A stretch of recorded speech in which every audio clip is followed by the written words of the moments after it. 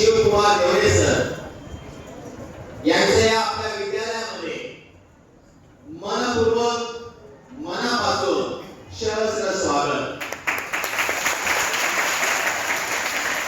त्याचबरोबर विद्यालयातील ज्येष्ठ शिक्षक आमचे समित्र आदरणीय जोशी सर हे देखील व्यासपीठावर विराजमान झालेले आहेत।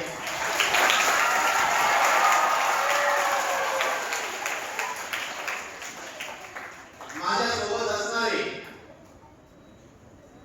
सर्व गुणवंत, कीर्तिवंत आणि सर्व उपक्रमशील शिक्षक बंधू भगिनी, आपण देखील या ठिकाणी उपस्थित आहात।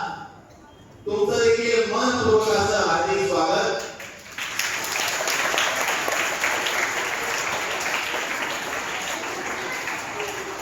त्याचप्रमाणे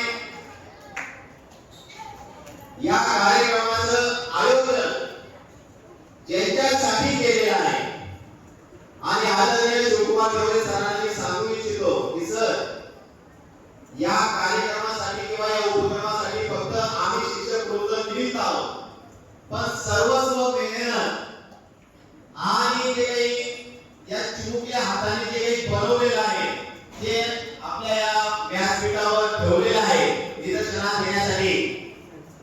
जे अंकुर दिसते आपल्याला, जे रोप येणारे काही दिवसांनी आम्ही रोपातून जे वटवृक्ष निर्माण होणार आहे, या छोट्या छोट्या विद्यार्थ्यांच्या हाताने जे बनवलेलं आहे, या विद्यार्थ्यांचं देखील मनपूर्वक जेवढा कौतुक करावं तितकं कमीच आहे।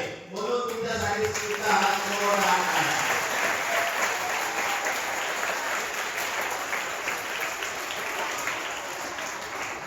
बाळांनो, शिवकुमार देवरे सरांचा अल्पसा मी परिचय देण्याचा प्रयत्न करतो। शिवकुमार देवरे सर यांचा आणि आपल्या संस्थेचं किंवा शाळेचं एक अतूट असं संबंध नातं आहे। ते म्हणजे त्याची सुकन्या देखील आमचीच विद्यार्थिनी, ती आता इयत्ता 8वीला आहे आणि ते आपल्या या संस्थेमध्ये त्याची सुकन्या शिकत असल्या कारणाने त्याचा संबंध आपल्या शाळेशी एक अतूट असं नातं आहे।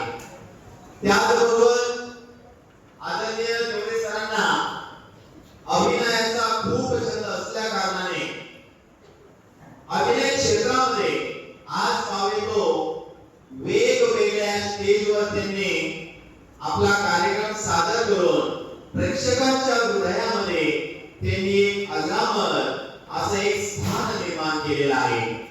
त्याचबरोबर सर हे एक शासकीय नोकरदार म्हणून एक रेल्वे डिपार्टमेंटमध्ये आज पावे तो ते आपलं कामकाज करत आहे आणि सरांचा एक छंद असून असे अनेक प्रकारचे त्यांना संगीत, वाद्य, कला, क्रीडा असे असंख्य प्रकारचे त्यांना छंद असून आपल्या व्यस्त कामामध्ये राहून देखील ते आपला छंद जोपासण्याचं काम ते रोज करत असतात। म्हणून हिंदू संस्कृतीप्रमाणे आणि शाळेची परंपरा असल्या कारणाने आलेल्या पाहुण्यांचं स्वागत करणं हे आपलं आद्य कर्तव्य आहे। म्हणून या कार्यक्रमाचं प्रमुख आकर्षण म्हणून श्री देवरे सरांचं स्वागत आदरणीय जोशी सरांनी पुष्पगुच्छ आणि श्रीफळ देऊन त्यांचं स्वागत करावं याची नम्र विनंती करतो। आदरणीय सरांनी सांगू इच्छितो श्रीफळ आणि जे काही बुके आहे ती भेटवस्तू बघून तुमच्या लक्षात येईल की आमच्या विद्यार्थ्यांच्या हातून ते तयार केलेलं आहे। आम्ही कोणत्या झाडाला, फुलांना आम्ही इजा करत नाही किंवा पर्यावरणाचं आम्ही नुकसान करत नाही। विद्यार्थ्यांच्या कारणाभोग किंवा त्याच्या कलाकुसरीने हा बुके बनवलेला आहे आणि तुम्हाला भेट देत आहोत।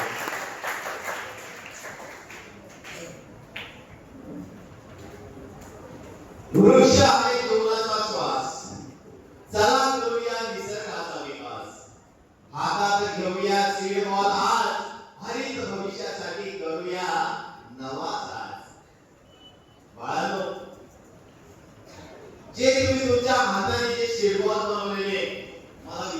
नव्हता. खरोखर सांगतो, व्यासपीठावर उभा आहे, मला विश्वास नव्हता की इतक्या संख्येने तुम्ही शिल्पवाद बनवणार आहे. या ठिकाणी फक्त एक नमुना म्हणून ठेवलेला आहे, कारण की आपला उपक्रम त्या संबंधित असल्या कारणाने. पण खाली ज्या रूममध्ये आपण शिल्पवाद ठेवलेले, अक्षरशः 7 ते 8 मोठे मोठे बॉक्स भरून शिल्पवाद तयार आहे. आणि आज तुम्ही जे शिल्पवाद बनवलेले आहे, भविष्यामध्ये काही वर्षामध्ये ते शिल्पवाद एक झाडामध्ये रूपांतरित होऊन ते आज आपल्या पर्यावरणाचा एक आधार बनून राहणार आहे. मित्रो, तुम्ही आम्ही आज आपण बघत आहोत, वातावरणामध्ये किती बदलाव झालेला आहे. मागच्या आठवड्यामध्ये धो पाऊस पडला आणि अचानकपणे पाऊस गायब होऊन गेला. जर काही या मिनिटाला या क्षणी असं वाटते की उन्हाळा लागला की काय. प्रत्येकाला घाम येत आहे, पर्यावरणाचं नुकसान करले आपण, त्यामुळे हे वातावरण आपल्याला सोसावं लागत आहे. या वर्षी बघायला गेलं 43, 43, 45 डिग्री सेल्सिअस तापमान गेलेलं आहे. जर आपण आता हलगर्जीपणा केला मानव जातीने समाजाने, तर भविष्यामध्ये तुम्ही आम्ही आपण प्रत्येक जण 50 डिग्री सेल्सिअस मध्ये आपल्याला हे ऊन सोसावं लागणार आहे. अहो, जर विचार करायला गेलं, आपली मम्मी, ताई, दीदी, आजी घरामध्ये जो कोणी स्वयंपाक करत असेल, स्वयंपाक करताना आपण बॉईल अंडे बनवतो, त्यानंतर बटाटे उकडवतो. अहो, 30-40 डिग्री सेल्सिअस वर उकळत्या पाण्यामध्ये ते बटाटे अंड बॉईल जातो. आणि तुम्ही आपण प्रत्येक जण 45 डिग्री मध्ये आपण जीवन जगत आहोत. भविष्यासाठी हे हानिकारक आहे. जर भविष्यात आपण चांगलं नाही, जर झाडांची लागवड केली नाही आपण, तर एक ना एक दिवस हा पृथ्वीचा अंत लवकर येण्यास कोणीही टाळू शकत नाही. प्रत्येकाने विचार करायला पाहिजे. विचार हाच की आपण झाडं लावले तरच आपली पुढची पिढी ही सुखाने जगू शकते. तुम्ही मला सांगा, दिवसातले 24 तास अविरतपणे आपण हा श्वास आपण घेतो सोडतो, घेतो सोडतो, कुठून मिळतो आपल्याला? झाडापासून आपल्याला मिळतो. जर झाडाची आपण कत्तल केली, झाडं नाहीसे केले, आपल्याला श्वास कुठून मिळणार आहे? विचार करायचे, आज तुम्ही शाळेत येताना किंवा गावाला जात असताना आपण बॅग घेऊन जातो. शाळेत येत असताना आपल्या पाठीला आपण बॅग टांगून मिळतो, त्याच्यामध्ये वह्या पुस्तकं असतात. भविष्यात तसं राहणार नाही. जर आपण भविष्याचा विचार करता आपण झाडाची लागवड केली नाही, तर आपल्या पाठीला दप्तर राहणार नाही किंवा गावाला जाताना बॅग घेऊन जाणार नाही, तर आपण काय घेऊन जाऊ? ऑक्सिजनचं सिलेंडर. असं जगायचंय का आपल्याला? म्हणजे या परमेश्वराकडनं, या निसर्गाकडनं जे तुम्हाला प्रत्येकाला मोफत आपल्याला ऑक्सिजन मिळतं, हे ऑक्सिजन तिथून मिळतं, आपण त्याचाच आपण नष्ट करत आहोत, तर भविष्य आपलं कठीण राहणार आहे बाळांनो. म्हणून समाजामध्ये आपण जगत असताना या समाजाला देणं आपलं एक आद्य कर्तव्य आहे. म्हणून आम्ही सर्व शिक्षकांनी विचार केला की पावसाळा ऋतू सुरू झालेला आहे. या पावसाळ्यामध्ये प्रत्येक जण झाडं लागवडी करत असतात. आपण देखील आपल्या विद्यार्थ्यांना समवेत घेऊन आपण देखील एक उपक्रम करावा आणि सीड बॉल बनवून आपण वेगवेगळ्या ठिकठिकाणी जे माळ रान आहे, डोंगर आहे, सपाट जागा आहे, त्या ठिकाणी आपण काय करूया, हे सीड बॉल लावण्याचा उपक्रम कार्यक्रम आपण करूया.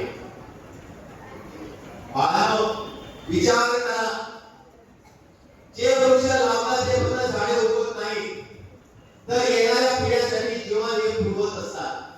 म्हणून आज तुम्ही आपण प्रत्येक जण इथे सीड बॉलच्या माध्यमातून जे रोप लावणार आहोत, ते एक ना एक दिवस मोठे मोठे झाड होऊन त्या पर्यावरणाचं ते संरक्षण करणार आहे.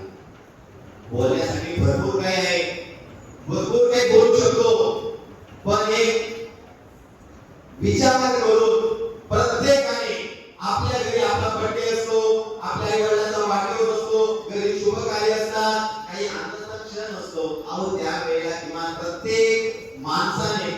प्रत्येक मुलाने आपल्या घराच्या आजूबाजूला शेतामध्ये ओपन स्पेस मध्ये ज्या ठिकाणी वाटे ज्या ठिकाणी मोकळी जागा आहे त्या ठिकाणी प्रत्येकाने मोठे मोठे झाडे लावण्याचा आपण संकल्प केला पाहिजे.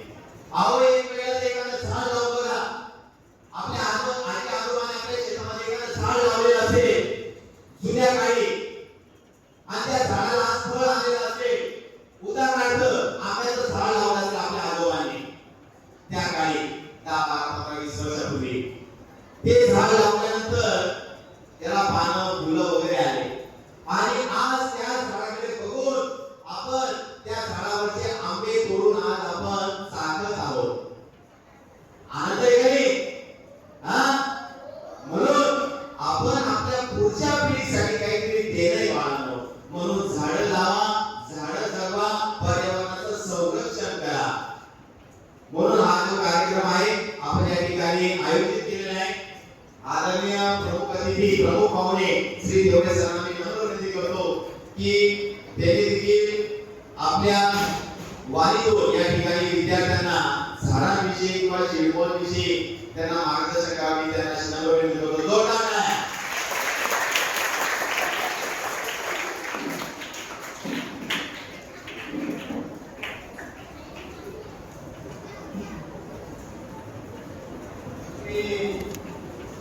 मार्गदर्शन वगैरे करणार नाही. फक्त याच्या समोर काही मित्र काही मैत्रिणी बसले माझ्या लहान लहान, मी त्यांच्याशी थोडं संवाद साधणार. आता सीडबॉल म्हणजे काय ही संकल्पना भारतात बऱ्यापैकी नवीन आहे. तरी तुमच्या शाळेमध्ये सीडबॉल तयार करून ते कलेक्ट करण्यासाठी मला बोलवलं. याबद्दल मला विशेष कौतुक वाटतंय. शाळेचंही, शिक्षकांचंही आणि सर्व विद्यार्थ्यांचंही. कारण काय बऱ्याच शाळेमध्ये जातो तर आम्हाला त्यांना सांगावं लागतं की सीडबॉल ही संकल्पना काय. नंतर तुम्हाला असे जर शिक्षक लागले असतील की त्यांनी अगोदरच तुमच्याकडून सीडबॉल तयार करून घेतले आणि सीडबॉल तयार केले. याचा अर्थ सीडबॉल म्हणजे काय ही संकल्पना तुम्हाला सगळ्यांना समजली. त्याबद्दल मी शाळेचे आणि विशेष करून सर्व शिक्षकांचे आणि मुख्याध्यापकांचे अभिनंदन करू इच्छितो की हे जे संस्कार आहे सीडबॉल, माझ्याकडे सीडबॉल एक बॉल नाही, तो एक संस्कार आहे. बरोबर सर? कारण की आता काय पाहतोय आपण की समाजामध्ये जी तरुण मंडळी आहे, जे लहान मुलं आहे, त्यांच्यात बोलावर राहिलेलं नाही. बऱ्यापैकी क्रूरता, हट्टीपणा, संताप हे आपल्याला बऱ्याच घटनांमधून दिसतं. पण या घटनांना जर आपल्याला डायव्हर्ट करायचं असेल, त्या मुलांची एनर्जी जर आपल्याला डायव्हर्ट करायची असेल, चांगल्या मार्गाकडे घेऊन असेल तर निसर्गावरील प्रेम हे त्यांना करायला शिकवायला पाहिजे. कारण त्यांची जी जबरदस्त एनर्जी, जी ऊर्जा आहे ती अशी उगाच मारामारी करण्यात, एकमेकांना बोलण्यात, उगाच टाइमपास करण्यात न करता ती अशा प्रकारे डायव्हर्ट केली. याबद्दल मी शिक्षकांच्या शाळेत पुन्हा एकदा अभिनंदन करू इच्छितो. तर मग मी थोडेसे तुमच्याशी बोलण्यासाठी काम आणलेले. तर मी एक एक मुद्द्यावर तुमच्याशी संवाद साधणार आहे. काही प्रश्न तुम्हाला विचारणार आहे. म्हणजे आपण एक इंटरॅक्शन टाइप हे सेशन करू शकतो. सर्वप्रथम सन्माननीय व्यासपीठ, सर्व सन्माननीय शिक्षकगण, आमचे मित्र, म्हणजे सर्व शिक्षक इथे माझे जवळपास मित्र आहेत. अमोल झाले, जोशी सर झाले, सानवडे सर झाले. तर यांनी मला एक मत मांडण्याचा चान्स दिला, त्याबद्दल सर्वांचे आभार मानतो मी. तर मित्रांनो, जसे आपल्याला चांगले सरांनी सांगितलं की आता क्लायमेट चेंज, ग्लोबल वॉर्मिंग हे आम्ही जेव्हा लहान होतो, जेव्हा शाळेमध्ये एखादी वक्ता यायची आपल्याशी बोलायला, तर मग ते सांगायचे की मुलांनो झाडे लावा, पाणी वाचवा, पाणी जिरवा, नाहीतर भविष्यात क्लायमेट चेंज येईल, ग्लोबल वॉर्मिंग होईल, हे असे आम्हाला सांगायचे. आजच्या घडीला ग्लोबल वॉर्मिंग आणि क्लायमेट चेंज झालेल्या वाटते. आता ते म्हणजे आपण म्हणतो ना की prevention is better than cure, पण आता प्रिव्हेन्शनची वेळ गेलेली. ऑलरेडी क्लायमेट चेंज आणि ग्लोबल वॉर्मिंग झालेली. तर मग आता आपण आपल्याला जर काही आजार झाला तर आपण काय करतो, डॉक्टरकडे जातो, त्याचा इलाज करतो. तर आज इलाज करण्याशिवाय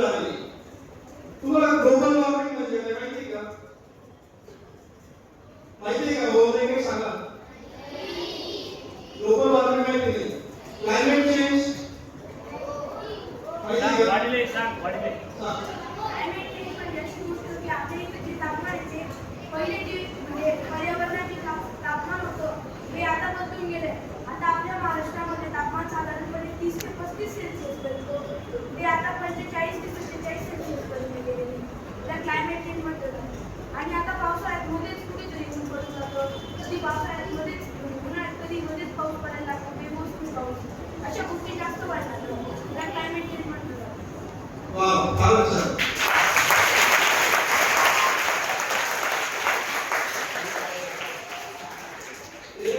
उत्तर दिलं माझ्या भाषणामध्ये 4-5 मुद्दे बोलून टाकले. आता मी काय बोलतोय त्यापुढे क्लायमेट चेंज मला जे बोलायचं होतं ते त्यांनी सगळ्यांना तुम्हाला सांगून दिलेलं आहे. वा अभिनंदन तुझं. आणि मी सगळ्यांना एक सांगू इच्छितो की क्लायमेट चेंज किंवा इन्व्हायरमेंट बदल, ग्लोबल वॉर्मिंग हे काहीच नसून आता या बाळाने जे सांगितलं थोडक्यात तीच गोष्ट आहे. पण आता ही गोष्ट आलेली आहे पण तिला आपल्याला दूर सांगावं लागेल. मग त्यासाठी एकच आणि एकमेव उपाय म्हणजे वृक्षारोपण आहे. हे प्रत्येक घरात वृक्षारोपण केल्याने क्लायमेट चेंज किंवा इन्व्हायरमेंट मध्ये जे बदल होत आहे ते आपण नाहीसे करू शकतो. वाटतं का तुम्हाला? जोराने सांगा, वाटतं का?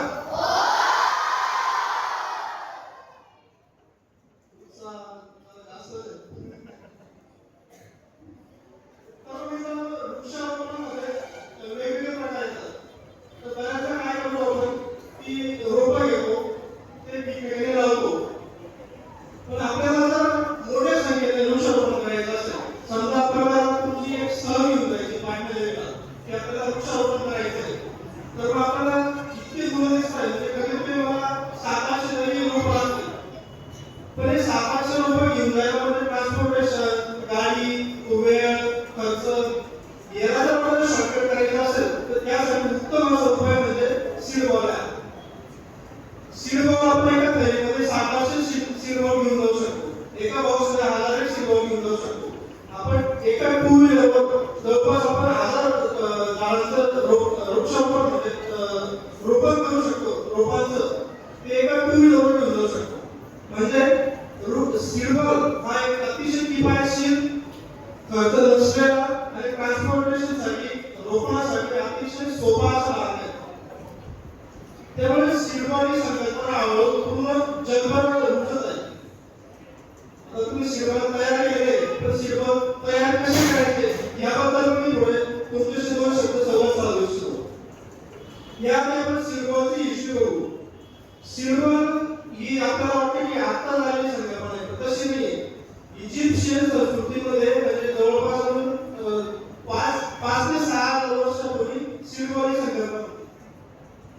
पण त्यावेळी सीड बॉल संकल्पना कशी होती की जे आपले अन्नधान्याचे सीड्स असतात, बिया असतात, ते मुंग्या, कीटक वगैरे खाऊन जायचे. म्हणून त्याच्यावर शेतकरी आवरण करायचे मातीचे आणि त्या मातीमध्ये सीड लपवायचे. आणि जेव्हा त्यांना शेतामध्ये रोपण करायचं असेल तर ते डायरेक्ट सीडवर रोपण करायचे. पुन्हा नंतर पुढे ही संकल्पना जात ती नंतर थोडीशी लोप पावली आणि नंतर जपानमध्ये पुन्हा उदयास आली. जपान म्हणजे की प्लांट सायंटिस्ट आहे किंवा तुम्हाला बोर झाला मला सांगा, बोर झाला का नाही सांगा, म्हणजे आपण वेगळ्या पद्धतीने बोर होता का? इंटरेस्ट वाटतोय का? मग सीड बॉलची संकल्पना पुन्हा एकदा जपानमधून उदयास आली. मग जपानमध्ये कियोसाकावा त्याच्या नावाचं बऱ्याच ठिकाणी प्रोनाउन्सिएशन वेगवेगळे आहे. पण आपण नाव न पाहता त्या व्यक्तीचं काम बघू. त्या माणसाने वेगवेगळ्या प्रकारच्या बिया जमा केल्या, झाडांच्या, काही अन्नधान्याच्या, वनस्पतींच्या, आणि त्यांच्यावर असं माती, खत आणि पाणी मिक्स करून त्यांच्यावर एक आवरण तयार केलं. आणि तो जेव्हा कुठे बाहेर फिरायला जायचा, कुठे गावाला जायचा, डोंगरावर वगैरे, तर ते सीड बॉल थ्रो करत जायचा. आणि या सीड बॉलचा थ्रो केल्यामुळे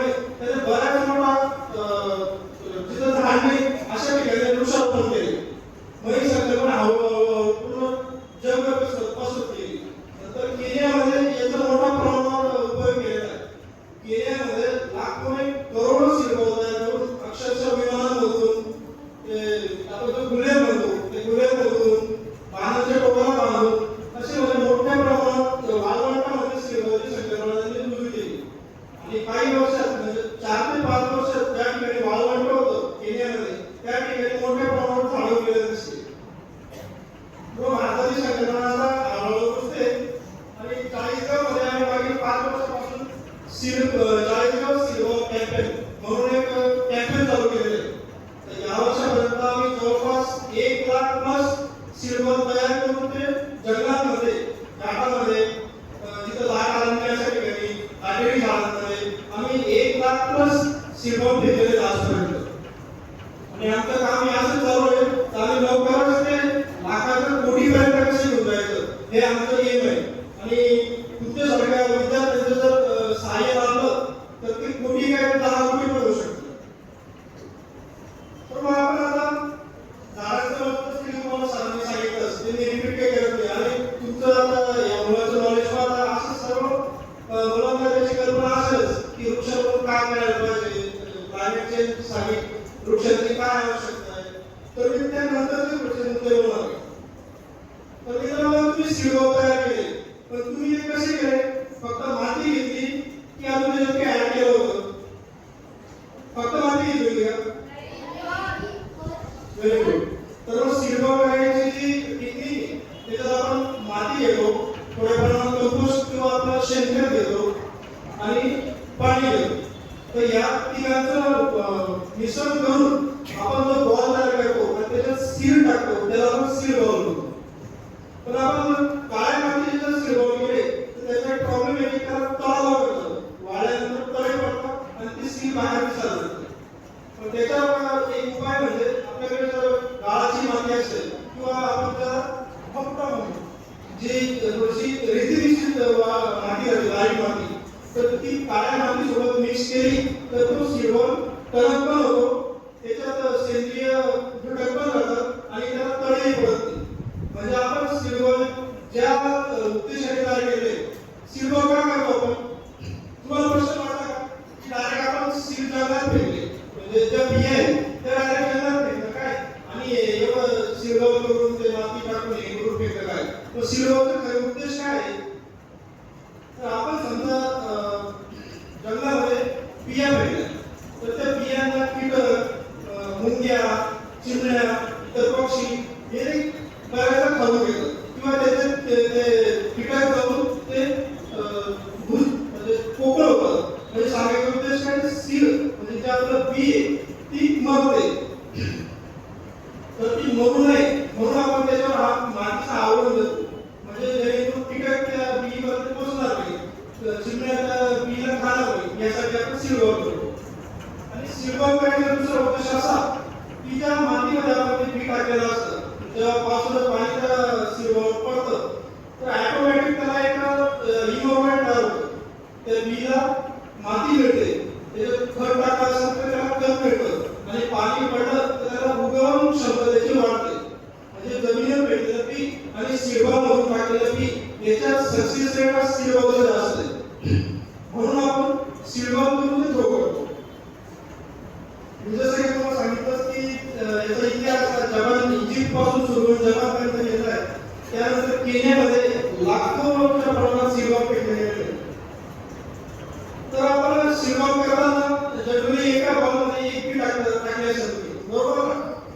तर मग त्याचा टेक्निक असं आहे, टेक्निक म्हणण्यापेक्षा आमचा जसा अनुभव आला आता 5 वर्षापासून मी करतोय तर एका सिल्वरमध्ये कमीत कमी 2 बिया टाकायला पाहिजे. कसं आहे कधी कधी आता प्रत्येकच बी झाडाला सियायला असते तर आपण एका सिल्वरमध्ये 2 बिया जर टाकल्या तर समजा बायचान्स एखादी मेली तिला काही दुखापत झाली, काही कीटक तिला लागलं तर कमीत कमी दुसरी बी जरी आपली उत्पादन देऊ शकते ती तिचं रोगात करू शकतं. म्हणून तुम्ही आता जेव्हा पण नेक्स्ट सिल्वर कराल तर एका बॉलमध्ये कमीत कमी 2 बिया टाकायच्या. 2 पेक्षा जास्त गेलं तर ते अडचण होते बॉलमध्ये तर 2च टाकायच्या.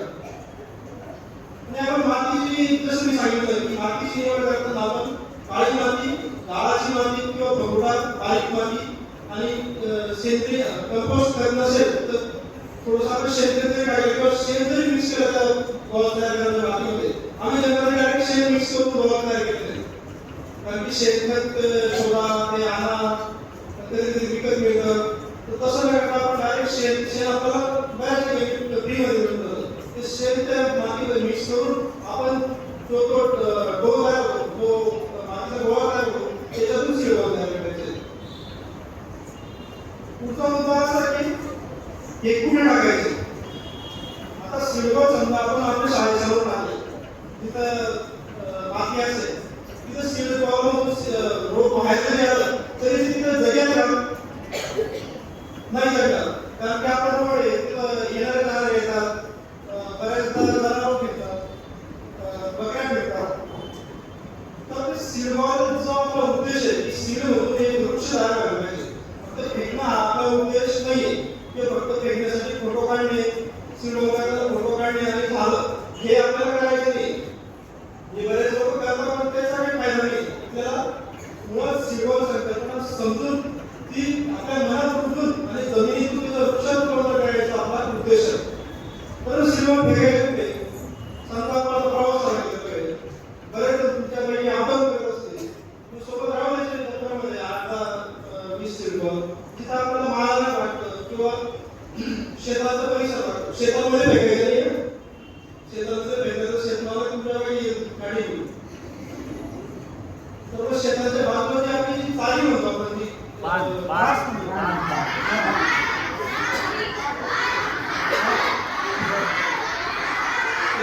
सिल्वर फेकायचे जेणेकरून त्या झाडाला उगवायला जागा मिळेल त्याला कोणी इजा पोहोचवणार नाही आणि सिल्वर फेकताना जास्तीत जास्त करून आपण काटेरी झाडांच्या अगोदर फेकायचे काटेरी झाडांचे जर आपण सिल्वर फेकले तर त्याला निसर्गाला कुंपण तयार होतं म्हणजे जे बारीक रोप तयार होतं त्याला बकऱ्या प्राणी वगैरे कोणी इजा पोहोचवत नाही त्याला वाढायला चान्स मिळतो तर आपल्याला सिल्वर फेकायचे आपण जर डोंगरात फिरायला गेलो किंवा कुठे गावाला गेलो रस्त्याच्या बाजूला आणि आपल्याला तिथं आपल्या बुद्धीचा वापर करून समजेल की या ठिकाणी सीड बॉलचं एका रोपामध्ये रूपांतर करून वृक्षात होईल अशाच ठिकाणी सिल्वर फेकायचे कारण की आपण जी मेहनत केली ती वाया जायला नको तर मग आम्ही हा उपक्रम 5 वर्षापासून करतोय दरवर्षी आम्ही वर्तमानपत्रांमध्ये व्हॉट्सअप ग्रुपमध्ये आपल्या मित्रांमध्ये फेसबुक इंस्टाग्राम त्याच्यावर आम्ही याच्यात बऱ्याचदा ॲडव्हर्टाईज करतो आपल्या 40 गावचे हेमंत गोरे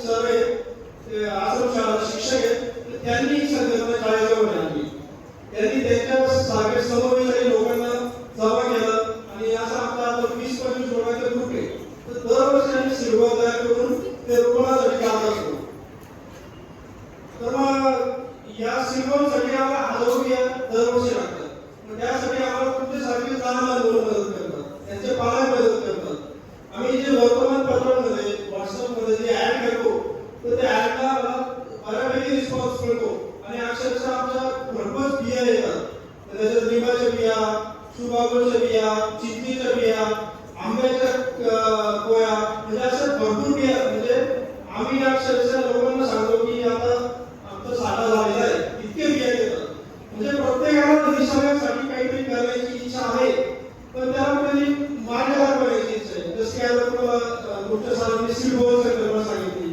तर तुम्ही ते एवढ्या 1000 रुपये सिल्वर तयार केले तर असं म्हणजे मार्गदर्शन मला राहिला तुम्ही नशिबाने की तुम्हाला अशी शाळा मिळाली आता आपण बऱ्याचदा इंग्लिश मीडियममध्ये पाहतो की विद्यार्थ्यांना मातीशी ओळख होण्यासाठी ते मड फेस्टिवल ऑर्गनाईज करतात मड फेस्टिवल म्हणजे काय तर माती खेळ असं एक एरिया तयार करतात त्याच्यात मुलांना मातीशी खेळू देतात मातीचे खेळणे तयार करणे मातीमध्ये उड्या मारणे याच्याऐवजी तुमच्या शाळेने तुम्हाला वेगळ्या पद्धतीने मड फेस्टिवल तुमच्या शाळेमध्ये साजरा केलेला आहे म्हणजे मातीपासून त्याच्यात तुमचे भांडे किंवा टाइमपास करण्यापेक्षा त्याच्यात खेळण्यापेक्षा त्या मातीतून सिल्वर तयार करणे म्हणजे माझ्या पिढीमध्ये सर्वात उत्तम असं मड फेस्टिवल आहे आणि मी या मड फेस्टिवलसाठी तुमच्या शाळेचे अभिनंदन करू इच्छितो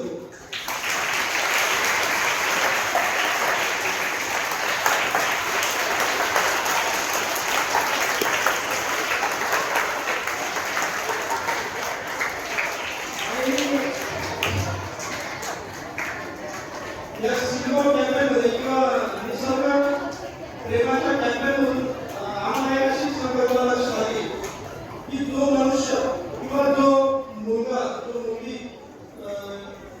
निसर्गावर प्रेम करतो तो कधी क्रूरपणा किंवा हिंसा करू शकतो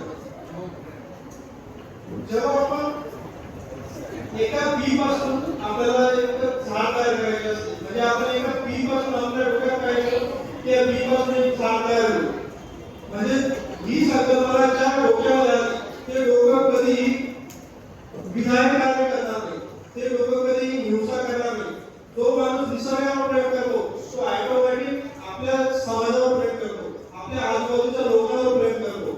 म्हणून निसर्ग आणि सिल्वर हे फक्त आपण दुसऱ्यांसाठी किंवा निसर्ग जोपासण्यासाठी करत नसून तो एक आपल्या डोक्यामध्ये संस्कार निर्माण होतो.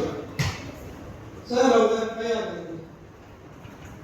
लहान बाळ म्हटले चालू राहतो. तर मी याच्यात एक असं उदाहरण देतो.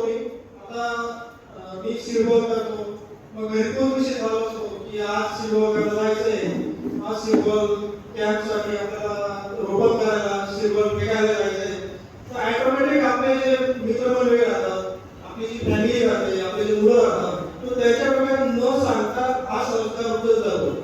आता मी माझ्या मुलाचं उदाहरण देतो की तो शाळेत गेला की त्याला ज्या बिया दिसतात, चिंचेची बी पडलेली असेल, अशोक झाडाची बी पडलेली असेल, तर तो एक बी खिशात टाकून आणतो आणि मला रोज घरी येऊन दाखवतो की पप्पा मी आज इतके बिया जमा केल्या, मी तितके बिया जमा केल्या. तो बिया जमा करतो आणि त्याचा आमच्या कॉलनीच्या मुलांना जमा करून त्याच्या मित्रांना बोलून घरच्या घरी सिल्वर दान करतो. आता एवढे 4-5 दिवसात त्यांनी जवळपास 1000पर्यंत त्यांचे सिल्वर पोचलेले. आणि हे त्यांना मी कधीच असं बसून सांगितलं नाही की बाळा सिल्वर करायला पाहिजे, सिल्वर आपण फेकायला पाहिजे, त्याच्यातून झाडून निसर्गाचे संगोपन होईल, हे सांगायची गरज पडली नाही. तर मी आता विद्यार्थ्यांना नाही तर आपल्या शिक्षक वृद्धांना पण सांगू इच्छितो की आपणही विद्यार्थ्यांबरोबर आपल्या घरी आपल्याला रिकामा जेव्हा वेळ मिळेल तेव्हा या गोष्टी करत राहिल्या पाहिजे. म्हणजे आपल्या कृतीतून ऑटोमॅटिक पुढच्या पिढीला हे संस्कार जात असतात. आता सरांनी सांगितलं की आमच्या विद्यार्थ्यांनी 1000 सिल्वर केले, पण मला हे इतर विद्यार्थी नसून हा एक प्रत्येक सिल्वर दिसतोय आणि त्याच्या डोक्यात एक निसर्ग संगोपनाची वीज सरांनी तुमच्या डोक्यात टाकली आणि हे सिल्वर उद्या येऊन त्याचं रोपटं होईल. आणि हे या एवढ्या रोपट्यांचे जर पूर्ण वृक्ष झाले तर मला नाही वाटत की भारताला प्रगतीपासून तुम्ही रोखू शकतो. म्हणजे सिल्वर बरोबर आपण एक मनुष्य सुद्धा घडवतोय. हे प्रकाशाने तुमच्या शाळेला आणि तुमच्या शिक्षकांना सांगू इच्छितोय. त्याबद्दल मला मनस्वी आनंद झालेला आहे. तर मग सिल्वर विषयी सिल्वरची संकल्पना तुम्हाला पूर्ण समजली का बाळांनो? आज या वर्षी तुम्ही सिल्वर केले, पुढच्या वर्षी कराल का? निसर्गावर, झाडांवर, प्राणीमात्रांवर प्रेम कराल का? वाव! या आता याच्यातल्या 50% विद्यार्थ्यांनी जरी हा संदेश आपल्या मनात रुजवला, आपल्या आजूबाजूच्या मुलांना विद्यार्थ्यांना सांगितला, तरी आजचा कार्यक्रम सफल झाला असं मी मानेन. तर मग सिल्वरविषयी तुम्हाला बऱ्यापैकी माहिती, त्याच्यामुळे मी जास्त काही बोलत जात नाही. फक्त तुम्ही जे संकल्प केलेला आहे असंच वृत्तीचं हो. आमच्या सर्व शिक्षकांना तुम्ही हेच आव्हान नाही करत, विनंती करू इच्छितो की हा प्रकल्प त्यांनी कंटिन्यू चालू ठेवा. आज आम्हाला सिल्वरमध्ये 5 वर्ष झाले आमच्या कॅम्पेनला, तर हा आमचा असाच अविरत चालू राहावा असा आमचा संकल्प आहे. तसाच संकल्प तुमच्या शाळेकडून मी अपेक्षा करून इच्छितो की तुम्ही हा संकल्प कंटिन्यू चालू द्या आणि विद्यार्थ्यांमध्ये निसर्गाची अशी आवड निर्माण कराल, मी अशी इच्छा व्यक्त करतो. आणि तुम्ही मला एवढा वेळ ऐकून घेतला शांतपणे, त्याबद्दल मी सर्वप्रथम विद्यार्थी मित्रमंडळींचे आभार मानतो. मला या ठिकाणी मी बोलण्याची संधी दिल्याबद्दल अमोल सर, चांदणे सर, जोशी सर, आपले मुख्याध्यापकाचे शाळेचे मुख्याध्यापक यांचे मी मनस्वी धन्यवाद व्यक्त करतो. तर सिल्वरविषयी, निसर्ग संगोपनाविषयी तुम्हाला कधी आमच्या ग्रुपची गरज पडली तर आम्ही सदैव तुमच्या आठवणीवर कधीही येऊ. तर